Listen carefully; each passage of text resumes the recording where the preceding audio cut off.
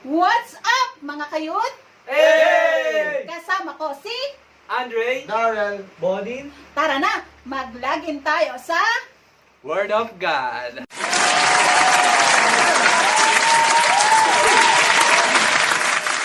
Ang Word of God natin ngayon ay magmumula sa Genesis chapter 32 verses 22 hanggang 32.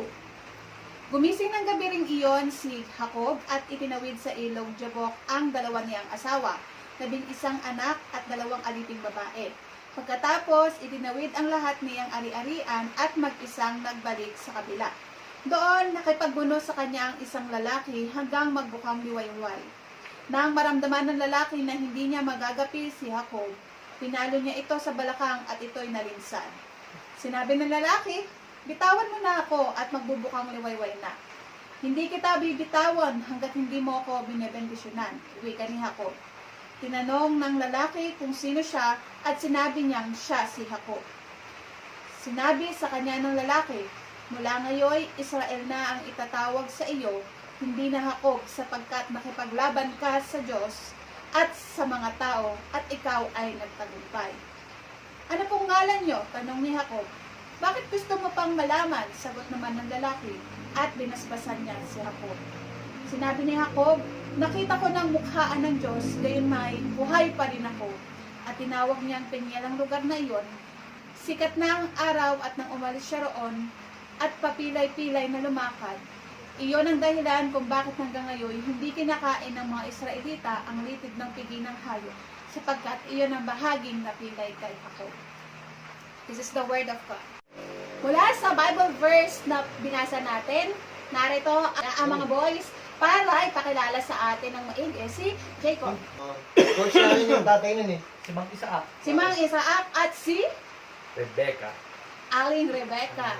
Okay. At si Jacob ay merong kakambal na kapatid. Sino yan? Si Esau. Ay, di ba nag-away yun? Sila ba yung nagpatayan? Nagpatayan.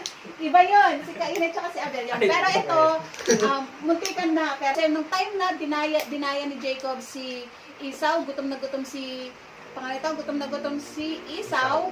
Tapos sinalok niya ng pagkain at dahil gutom na gutom si Esau, pinagpalit niya yung kanyang pagkapanganay. Tapos, dinaya din ni Jacob si Isaac. Oo. The greatest Instead- prankster pala to si Jacob. Yeah.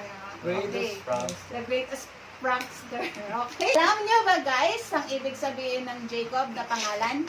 Ang ibig sabihin Ano po ng ba yun? Jacob na pangalan ay the grabber. Sa Tagalog ay kuha ng kuha. Ang kuha ng kuha.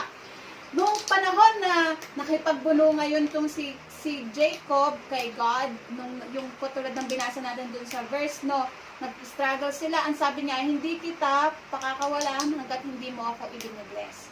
So, ang sabi sa kanya ni God, papalitan niya yung pangalan ni Jacob at hindi na siya Jacob kung hindi Israel. So, from the grabber to Israel. Jacob, the grabber to Israel. Ang ibig sabihin ng Israel ay the Lord will prevail. Siguro yung hug ko para kay Jacob, kahit naging sapas yung pagiging grabber niya, parang nung lumapit siya sa Diyos, parang naiba, parang mas nakabuti pa siya sa future. Kahit masama ka dati, laban lang. Laban lang, para saan? Laban lang. Para kasi Pacquiao. Hindi, di ba, isipin mo, alam niyo, masama siya dati. Pero nila, parang, di ba, nakipagbuno pa siya kay Lord. So, pinaglaban niya yung gusto niyang makuha. Makuha yung right, yung blessing talaga ni Lord. Kahit ang pangit ng ginagawa niya, di ba? Parang nandideceive siya ng tao. Ang magandang side doon, lumaban siya. Para mapabuti siya. At yung hindi siya kuha ng mga bagay na hindi naman sa kanya. Katulad ng pagkain. Katulad nung sa kapatid niya, dapat para sa kapatid niya, hindi sa kanya, kinuha niya. Masama po yun. So, lesson natin na about kay Jacob at kay dun sa pagkipagbuno niya kay God. So, yung past ni Jacob ay hindi naging maganda. Hindi rin siya naging kaaya-aya. Subalit yung lahat ng ginawa niyang kasalanan ay napagdusahan niya na rin naman. Pero dito, nung pabalik na siya at siya'y makikipagbati na kay Esau, no, pinagbigyan naman siya ng Panginoon, siya ay nakatagpo niya ang Panginoon, nakapaglaban siya, nakapag-struggle siya, pero hindi naman ipinagkait sa kanya ni Lord yung blessing, no? Yung blessing sa kanya. So, ang nakaraan natin ay hindi na mahalaga sa Panginoon. Ang mahalaga sa Panginoon ay hanapin natin siya. Kayang baguhin ng Panginoon yung nakaraan natin at ito-turn niya into positive.